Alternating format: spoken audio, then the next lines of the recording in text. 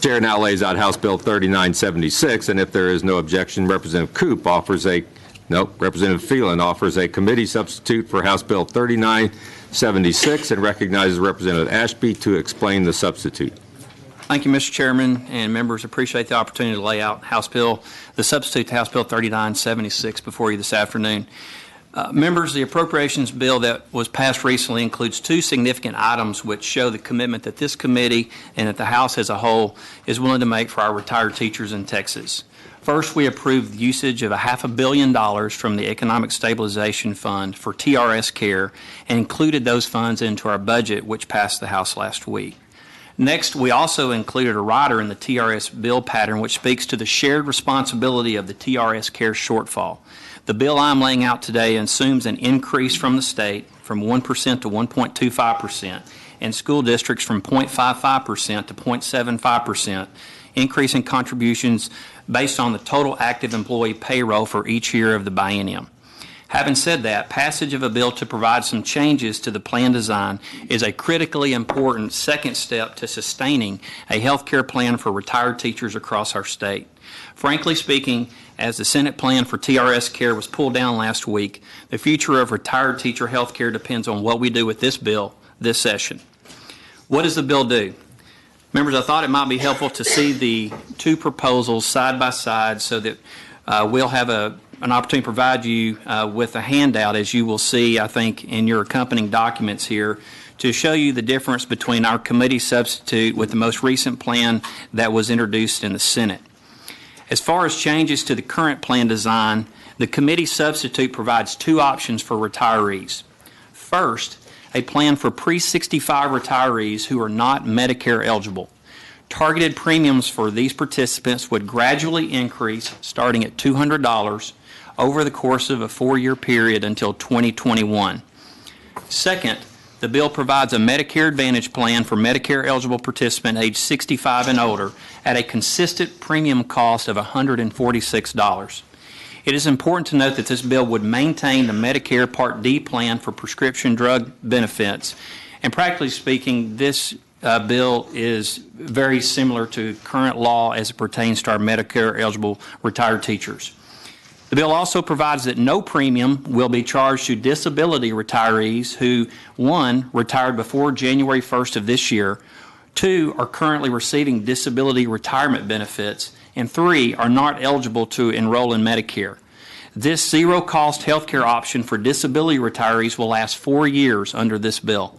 This should give the legislature and TRS ample time to explore overall plan options or funding methods for this population. Next, the bill allows retirees who are ineligible for the Medicare Advantage plan at the time they retire to re-enroll at the age of 65 with no penalty. And I want to stress that again. Once you reach 65, retirees can enroll into the Medicare Advantage plan under this bill with no penalty, something that is quite a bit different from other plans that have been presented in the other chamber. And finally, as many of you know, there is a healthy discussion surrounding the availability of health care access for retirees statewide, particularly those 65 and older in rural areas of the state, an issue that is certainly sensitive to me. This bill requires that TRS will develop a policy to facilitate greater provider access in all areas of the state to ensure that these retiree concerns are addressed. Just a little bit of context here, members. TRS Care, as you may know, was created in 1985, and the intent was to maintain the plan for retired teachers for about 10 years.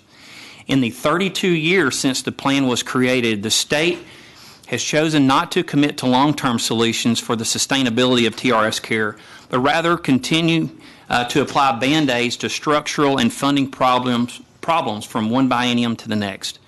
Further, as the private sector has gradually increased premiums and adjusted plan designs according to the actual cost of health care, as you know, in Texas, we have not increased retiree premiums for our teachers in over 12 years. Last session, we were fortunate to have an abundance of state revenues and the ability to write a check for nearly $800 million to fully fund the TRS Care shortfall.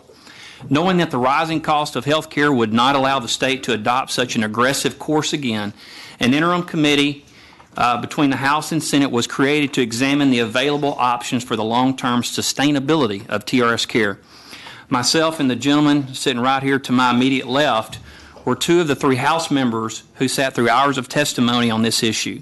The bill today, I'm pleased to report, is a product of some of the best proposals that were presented.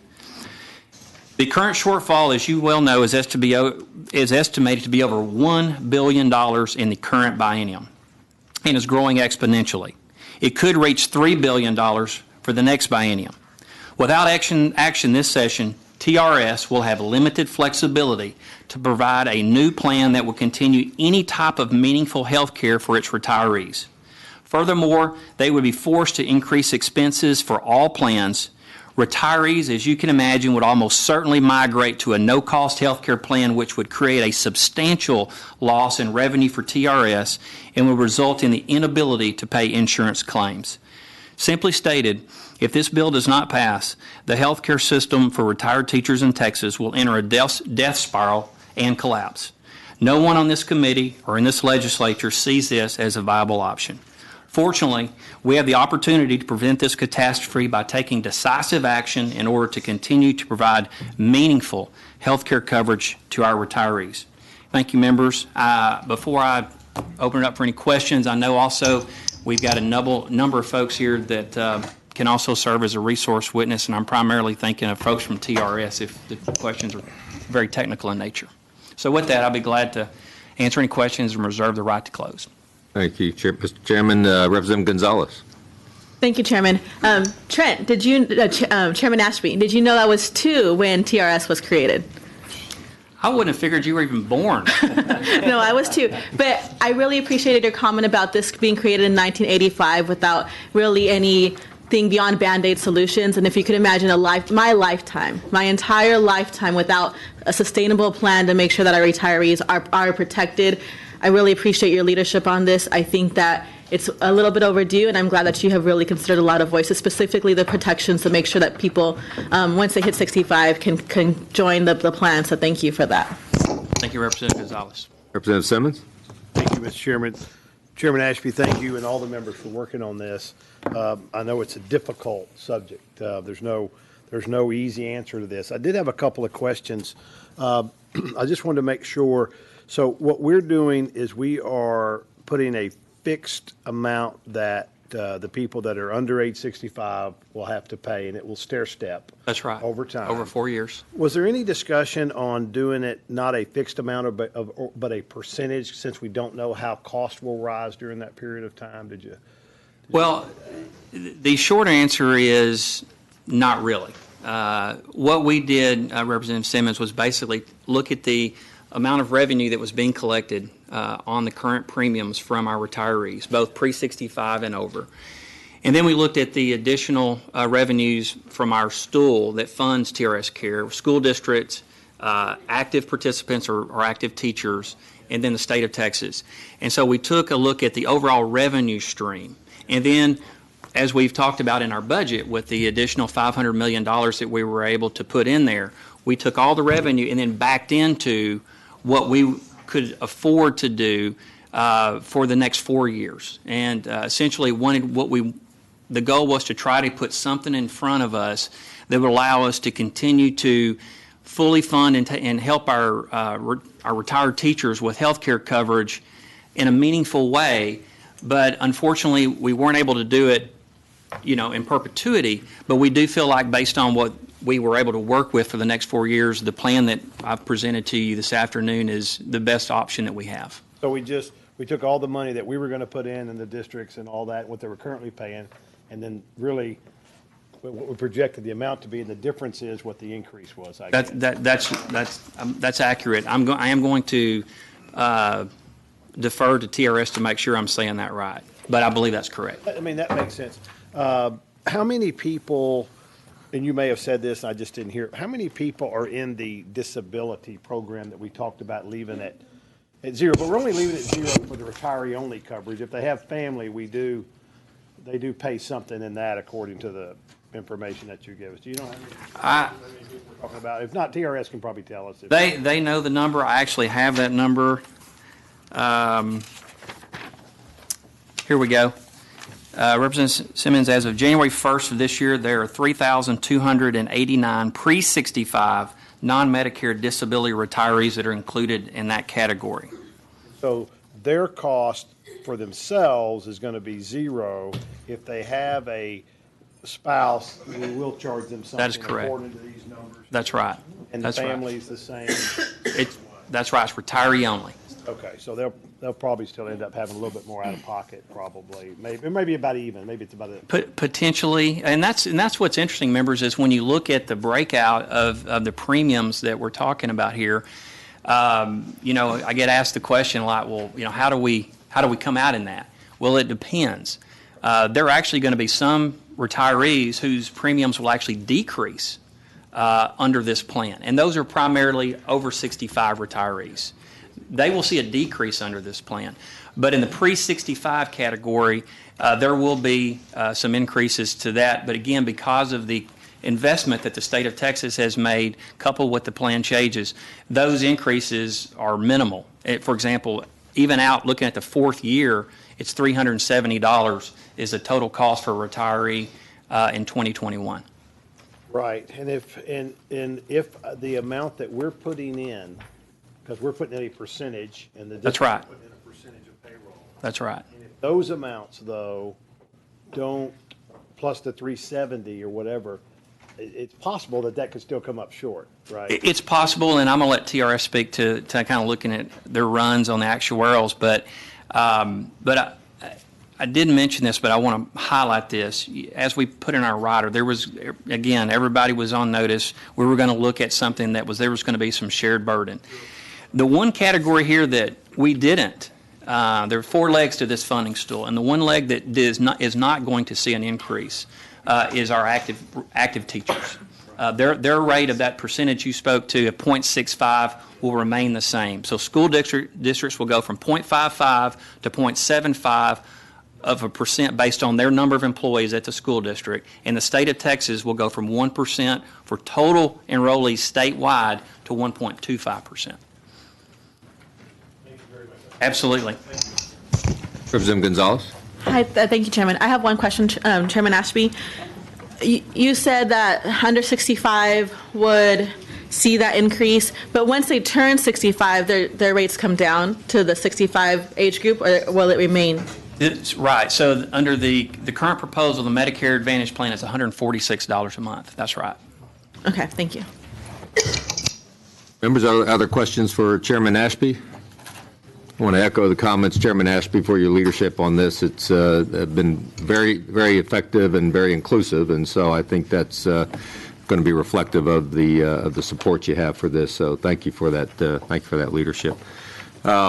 With that, I'll call a couple of witnesses who are on the bill. Mr. Brian Guthrie from TRS and Ms. Katrina Daniel from TRS, if they'll speak on the bill.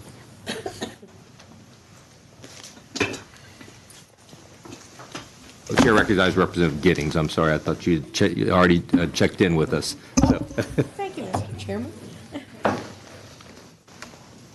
Welcome. Thank you, Mr. Chairman. My name is Brian Guthrie. I'm the Executive Director of the Teacher Retirement System, and I'm here as a resource on the bill. And I'm Katrina Daniel, Chief Healthcare Officer. I'm also on the bill and available for questions. Members, questions for these individuals as resource witnesses? Representative Roberts. Just one quick question. I had a number of inquiries from some folks in my district about options. If I understand Chairman Ashby correctly, there will be two plan options. It's not a one-size-fits-all. Is that correct? That's correct. There are two options. One option for pre-65 retirees, and one option for retirees who are Medicare eligible. Great. Thank you. Mr. Chairman? Yes, Representative Ashby. I'd like to ask TRS a question just because I know I'm going to get it a lot if I don't ask them of it. So for the benefit of everyone else, there's a lot of interest in prescription drug coverage for both categories, pre-65 and Medicare eligible. Can you speak a little bit to how this bill addresses the prescription drug coverage issue? Yes, sir. I'd be happy to. Under this plan, for the pre-65 population, retirees would have a prescription drug benefit that they would first have to meet their deductible. Under this plan as proposed, there's a $3,000 deductible, and their combined expenses for both prescription drugs and medical expenses would count towards that deductible. Up to that $3,000 limit, retirees who are purchasing prescription drugs would pay the full cost up to the deductible, and then after that, coinsurance would kick in, and it would become an 80-20 cost. And then after the full out-of-pocket expense is met, it would be 100% covered by the plan. Okay, I want to make sure we got that last part on record. Once you reach the cap of $77,150 for out-of-pocket, which includes both prescription drug and actual medical care cost, it's 100% funded. Yes, sir. Okay, thank you. Chair welcomes Representative Dukes to the dais. Members, other questions? Getting off easy. Wow. Thank you all very much. Appreciate y'all being Thank you, here. Mr. Chairman. And thank you for your help during this whole process. It certainly has It's been our pleasure. It's We been appreciate invaluable. working with everyone, and we are available for questions if anyone has any. Yes, sir. Thank you. Chair now recognizes Mr. Monty Exter and Mr. Ted Molina Robb. And Mr. Timothy Lee, please.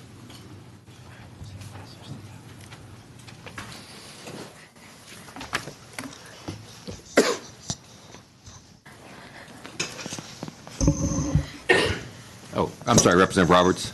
I meant I didn't. Chairman Ashby, going back to your question on deductibles, I did have one question for clarification. What is the difference between the Senate deductibles and the House deductibles in the two comparative plans? Yeah, so simply put, the Senate plan that, again, has been pulled down, that it was proposed, was a $4,000 deductible, and we're at $3,000 on our deductible. And if you look at the side-by-side comparison of their monthly premiums, ours are considerably less. So simply put, the House bill that you're looking at has lower premiums and lower deductibles for our retirees. So we're putting $500,000 in rainy day. $500 million. $500,000, 500 million, rather. Yes. We have lower deductibles by 1,000, and we have a better premium cost. That would be accurate. Oh, sounds like we have a good plan. Thank you. Thank you. Mr. Lee, let's begin with you. Chairman, thank you so much. My name is Tim Lee. I'm the Executive Director of the Texas Retired Teachers Association, and I want to start by saying we are supporting the bill. We support Chairman Ashby's work, Chairman Zerwas, the time and effort that you put into this. There are so many people on this committee that I know personally, that I've met with you and your retirees, and I am sure that you are going to get a lot of questions and phone calls still about this health insurance program. But I want to be clear, this health insurance program is on a collision course for disaster if something is not done this session. If this plan does not have some legislation that accompanies the funding that you all have worked to provide, our retiree premiums will skyrocket, and the worst case scenario was already laid out. I could talk for a long time about the things that we would love to see as part of how would you make this better, but you cannot make something better if it just goes away. And that is where this health insurance program really is right now without doing something. So we have an immediate fix that is needed, and then we have kind of a longer term discussion about how do we resolve most of these issues. And so many of them we have no control over. It's the price of health care, and we're doing our best to manage it a certain way. And so as the bill layout was discussed, we have pre-65 population, and there's been information that's already been presented here that would suggest that pre-65 retiree costs about $13,000 annually, and a 65 and over retiree that costs significantly less because Medicare is paying for most of those costs. I like to talk about the three buckets. I've already mentioned two. I'll mention the third one because it was not mentioned in the bill layout. I think it is incredibly important that we talk about this one. And it is the retiree that did not change jobs after 1986, who did not pay Medicare A coverage. And so what this plan is doing is it's creating a blended rate program for our 65 and over retirees. And so all of those folks are going to pay the same amount. That is the retiree coverage only. It is not the dependent coverage. But just focusing on the main parts of the bill, it is a high deductible for pre-65. $200 per month is reasonable for that kind of deductible. We support the bill. We want to continue to work on it as opportunities are available. But again, I think without having something like this in place, the plan will die. And I do want to say that my board of directors did support the bill. They voted 100% in support of this measure. And I represent 82,000 retirees. There are 250,000 plus individuals in this health insurance program. We will not find a way to make everybody happy on this. But we have to find a place to start working on it. And I think this is an incredible effort. Just so you all know, I think a lot of the questions that Representative Roberts was talking about, your appropriation on this bill is twice that of what was appropriated for in the Senate. So we're talking about $633 million in comparison to about $315 million. And it's that difference that's going to help lower those deductibles and help keep those premiums in check. And so I am sure that many of you will have constituents that will continue to ask questions. I'm sure my time is already up, but I want to assure you that if you need me to come and talk to you in your offices about this bill, I'm happy to do that and talk about and answer any of the questions that you might have today about it as well. Tim Howard? Thank you, Mr. Chairman. Tim, I just wanted to ask if you would remind us up here about what the real impacts are on our retirees. I know that Chairman Ashby oftentimes expressed his concern, and particularly for some of our older retirees on fixed incomes, and what would happen to them if we didn't address it the way we are now. The kind of income that they currently have and what's expected of them in terms of monthly payments. Great questions. Thank you for that. I think most people know that the average retirement annuity for a TRS retiree is just a little over $2,000 a month. Our plan does not have any cost of living adjustments built into it. Those are approved by the legislature when the system is actuarially capable of providing them. We provided one raise to retirees to about 2/3 of the current retirees, and that was done 2 sessions ago. Not everybody got the raise, but we were able to give a 3% raise to those retirees who've been retired for a number of years. Our retirees, we have retirees that are 58 to 109.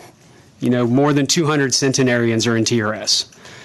We get emails every day from the retiree population 65 and over that are asking, what will happen to my health insurance if this does not go forward? And the answers are pretty scary. They won't be able to afford it. They could be spending their entire annuity on the cost of health care. And so that's just unreasonable and untenable for any of us. And so for our for our 65 and over population, $146 a month. This is a Medicare Advantage solution only, and many retirees have been told by their doctors, never take a Medicare Advantage plan. And so there's a sense of hesitancy and fear about the Medicare Advantage solution. But TRS and the power of a group insurance plan, and really because of the good work of the teacher retirement system in Texas, our Medicare Advantage option pays doctors at Medicare rates if they just take Medicare assignment. And that sounds like it's in the weeds, but I know that y'all are going to get phone calls on this and questions about it. It's important that you know that if a doctor is just willing to take Medicare assignment, they don't have to take the Humana Medicare Advantage rates. They just have to be able to take Medicare assignment. Then that doctor in that hospital can take that retiree, and there doesn't have to be a lapse of coverage. So that's a really big benefit with our Medicare Advantage solution, and I think it's an important one to talk about. But that's kind of the overall picture for our 65 and over population. We have a lot of younger retirees that have different incomes because they may be retired at later years in higher earnings. I don't know what all those earnings are, and some people are probably going to say they cannot afford the deductible that's even proposed. But again, we need to start somewhere, and we can just continue to work on it. Well, I appreciate your working with Chairman Ashby and everybody else to try to get something that would be respectful of our retirees, but also recognize the fiscal constraints. And so thank you for that. Thank you very much. Mr. Chairman, if I Ashby? could, I'd like to add to that a little bit, because that is a really great point, and I appreciate you asking the question, Representative Howard, because I do think that there will be some confusion out there. This plan, in terms of the Medicare Advantage portion, and Tim, make sure I get this, I say this right, this is not an HMO. This is a PPO plan, which a lot of providers are more inclined to take, and for some pockets of the state, like that I represent, where Medicare Advantage is not a popular thing, there are quite a few physicians in rural areas of the state that do take Medicare. And so what TRS has said is that in those areas where Medicare Advantage, even as a PPO, will not be accepted, any doctor that accepts Medicare will be, and they will take the Humana PPO that we're talking about here, they still can, they being the retired teachers, can still access services, and they'll be billed through Medicare rather than having to worry about Medicare Advantage. So the point here is, if you have a physician and they take Medicare, they're going to qualify for the benefits of this bill, and that's big. Thank you. Chair, I'd also like to recognize Chairman Huberty in the back. He's pretty easy to spot. He drives a ice cream truck on Mondays. So, I will say, in all seriousness, he has played an incredibly important role in the development of this solution also. And so thank you, Chairman Huberty, in light of everything else you have going on, for contributing your time and expertise to this. Let's go to Mr. Exter. Monty Exter with the Association of Texas Professional Educators. We're on the bill today. I want to start off by really thanking Chairman Ashby first and foremost for taking on this issue. He certainly didn't have to. We are very grateful that he decided to do that. It's a complex issue. It is a very unpopular issue, and it's one that doesn't really have good solutions. So we thank you for your leadership and your willingness to take this issue on. Secondly, we want to thank this committee. Normally, a bill like this would go through pensions, where most of the TRS bills go through. We want to thank this committee because it is the funding portion of this plan that really makes the TRS projections that you've heard about today possible. And makes those projections substantially different than what the projections over in the Senate are. And we recognize that, and we want to be very appreciative of that. That said, we are a little bit concerned that most of what was laid out today is just a projection. It's not actually part of the statutory language of the bill, and that gives us some pause. While the premiums in the projection for the House are much lower, there's nothing bounded into the statutory language of the bill that ensures that that's actually going to come to fruition, and that is a little nerve-wracking. The same is true of the deductible language. In addition to that, when you're looking at those premiums and you're looking at the deductible, it is still a very large amount of money for those particular folks. For example, even the $200 starting premium is 10% of the average annuity that you just heard of. And over a very short period of 4 years, that goes up to almost 20% of the average annuitants, what they're going to be getting in from TRS. And that's just the premium. When you look at not just the deductible, but the out-of-pocket, the total out-of-pocket cost added to those premiums, on the first year of that, you've got nearly 40% for folks that end up using that entire out-of-pocket plus their premiums for the year. That's 40% of the average annuitants' annuity payments for the entire year. And by the fourth year, you've got just shy of 50% of their entire annuity payments for the year. So you're talking about a very substantial amount of money for a population that isn't necessarily living on a lot. And while we understand that there may not be a whole lot that you guys can do about that right now, we want to make sure that you continue to recognize that that is the case and that we need to continue to try to work to do better, whether it is this session or in future sessions, for this particular population. And in addition to that, you've already heard a little bit about the Medicare Advantage issues for the over 65 population. I think that there's a lot of concern out there. I'm hoping that it's more a concern about the fact that you've got this label of Medicare Advantage and that there's a substantial enough difference in the way this plan is delivered that doctors will in fact take this particular plan. I know that there are a lot of folks who are either retired or who are about to retire who are very concerned about that. There was also a comment earlier about how for some of the over 65 population that this would represent a decrease. I want to make sure that it's very clear that that decrease is only occurring for those folks who were not on a Medicare Advantage plan to start with TRS. Those are for folks who are being bumped off of a higher level of insurance coverage that they are currently on and will be bumping down to a Medicare Advantage plan, which will cost less than the higher level coverage that they previously had. I also just wanted to put very quickly, I think, a bit of a human face on this because I've been getting calls for weeks now from folks, not necessarily who are retired, but who are looking to retire because those are more in my membership category. And, you know, the call that I get almost consistently goes something along the lines of, I've now worked as a teacher for 30 plus years. I've put in this service to the state. This is the sort of deal that I thought that I had as I began this and continued over this course of 30-year service. At no point in time did I think I was going into teaching to become rich, but now I'm finding out that these substantial changes are going to mean that I either can't retire for potentially another 6 or 7 years because they're under 65, or that it's going to substantially alter my retirement, although most of the folks that I'm getting are actually under 65, and what they're saying is, I simply can't retire now. That's what you're telling me. And I don't know that the school district wants me to stay around for another, 6 or 7 years. I've been in the classroom 35 already. I'm now significantly aged, trying to keep up with the significantly young students that I have, and it's time to turn over, but now I'm not sure what to do.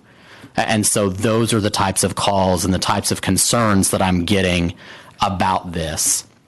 The last thing that I want to say is while we are, again, very thankful for the additional dollars that this body is putting in over the Senate, I guess I'll put it this way. I don't want to let y'all off the hook quite so easily. There are an additional $9 billion in the rainy day fund. To fund the plan as it currently stands today is only $1 billion. And we recognize that changes need to happen. They should have happened a long time ago. Having a statutory free option creates some problems that don't need to exist, and we recognize that. In addition to rainy day fund money, you've also got tens of billions of dollars worth of different exemptions, some of which don't even frankly make sense anymore in the tax code. So it's not necessarily an issue of not being able to fund the plan. It is an issue of willingness. And we are glad that you are willing to fund it at nearly double the rate of the Senate, but we still wish that you were willing to fund it at a greater rate than what you are funding it today. Thank you. Members, questions for Mr. Exner, Representative Gidney? Thank you, Mr. Chairman. You indicated that while the premiums are reduced, it's for a different level of insurance. Did I hear that correctly? So I think that what you were picking up on was where I was talking about the Medicare Advantage. There was a statement that was made that for some folks in the over 65 population, the projections on this plan actually would decrease their premiums. That's because for the over 65 population right now, they have multiple options of plans. And there are folks that are on the 2 higher levels of plans who may have premiums that are greater than what the premium under this new single option plan will provide. But they also currently have greater insurance coverage than what they're likely to have under the new plan as well. Mm-hmm. Okay, thank you. Representative Roberts? Just clarification question. I want to make sure, I want you to be happy. So I appreciate that. I want to make sure you're sure you want us to continue putting in more than the Senate, because it didn't sound like you were totally happy. No, that's why I said over and over again, we very much appreciate that you guys are putting in more than the Senate is. So you don't want us to change course? This is a bill that must pass. Okay. Just want to make sure I understood correctly. Thank you. Other questions? Mr. Rabb? Mr. Chairman, Chairman Ashby, members, I'm Ted Molina-Rabb with Texas AFT, and I am testifying today on the committee substitute to House Bill 3976. What comes through to me, first and foremost, is that in developing this legislation and the funding in the budget that goes with it, there was a consideration not just of costs to the state, but impacts on members. When I say members, I'm talking about retired members of the education profession, and that really does come through, for which we are very appreciative. This is critical legislation. This, or something like it, does need to pass to ensure continued health care coverage for retired school employees. We've been very clear for quite a few years that the answer to the question of ensuring decent, affordable health care coverage for retired educators involves a lot of money coming from the state, even more money than is proposed in this plan. In fact, for the long term, we are pretty sure, and I think the evidence bears us out, that the best way to do it from a financial standpoint is to pre-fund the plan, just as we do for the pension, and allow a corpus to exist to be invested so that over time the corpus and the returns on that are what actually pays for the benefits as opposed to the contributions. That's what occurs in our pension plan. I say from a financial standpoint, over the long term, that seems pretty clear to us is the best way. From a realistic political and budgetary and immediate standpoint, we recognize that that is not happening this session. The combination that Chairman Ashby and his colleagues have put together will allow retiree health care to continue. There will continue for the folks who are over 65. There will continue to be good benefits, according to the projections, that are affordable. And most of those folks will be able to more or less continue medical life as they know it now. I'm certain that you're going to get calls particularly from the folks who are moving from the 40% of covered folks who are outside of Medicare Advantage now moving into Medicare Advantage. There is a problem in that a number of years ago, individual Medicare Advantage plans were sold. They may still be being sold, I don't know. And from what I heard, they deserve the bad reputation that they got.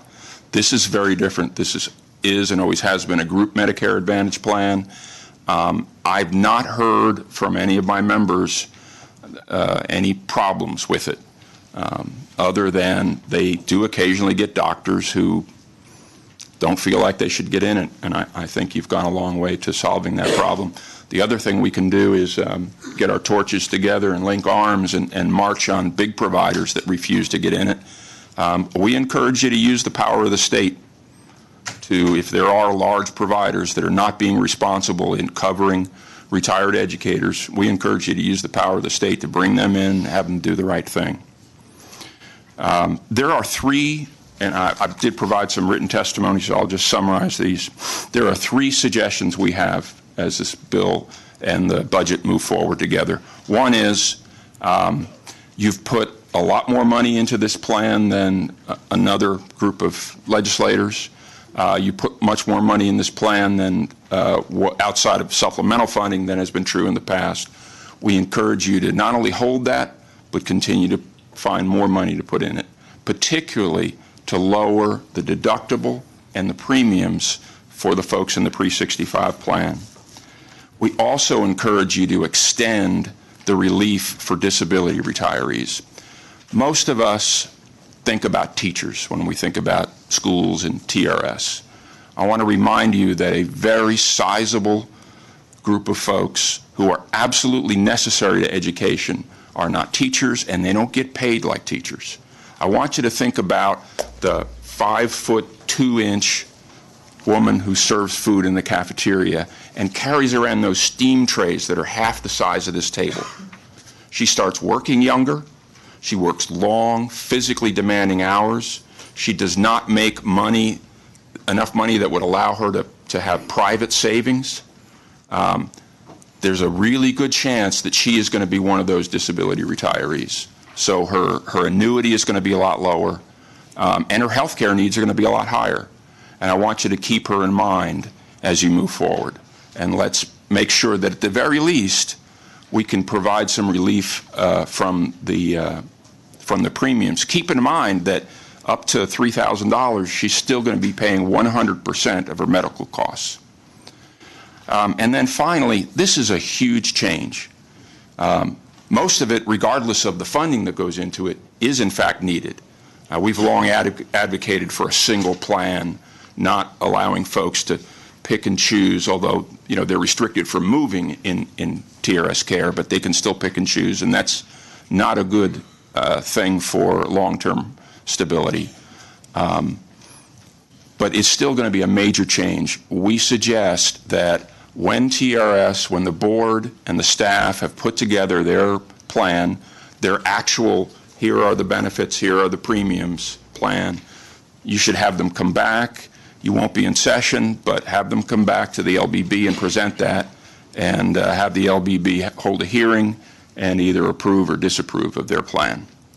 All that said, this really is hard work, and we appreciate your willingness to stand by the folks who educate our children, not only when they're there in the classroom, but long after, apparently in some cases 50 or more years after doing so, because unless you do that, you're not going to get the folks coming in the other end who are willing to spend all those years. And again, thank you. Thank you, Mr. Rabb. Members, questions for this witness? Seeing none, thank each of you all for being here today. We have 3 others that are registered but not wishing to testify. 1 of those is against, and 2 of those are on the bill. Is there anybody else who wishes to speak on, for, or against the committee substitute for House Bill 3976? Seeing none, the chair recognizes Representative Ashby to close on his bill. Thank you, Mr. Chairman. Members, I appreciate your indulgence here. Those of you that aren't blessed to serve on Article 3, I know you'll be chomping at the bit next session to be on Article 3. But as was said, this bill, I believe, represents a lot of hard work from a lot of people, not just in this room, but elsewhere. I agree with a lot of the points that were made here with some of the testimony, but ultimately it comes down to funding. And I feel like that based on the amount of funding that we've been afforded with $500 million from the Economic Stabilization Fund, plus based on some of the structural changes that we've made, that we've been able to do right by our retired teachers. And I'm proud to bring that bill to you today, the substitute, and look forward to hopefully you joining with me soon to get it passed and get it to the floor and take care of our retired teachers. Thank you. Chairman Ashby, and if there is no objection, House Bill 3967 will be left pending. Members, we're going to move to Representative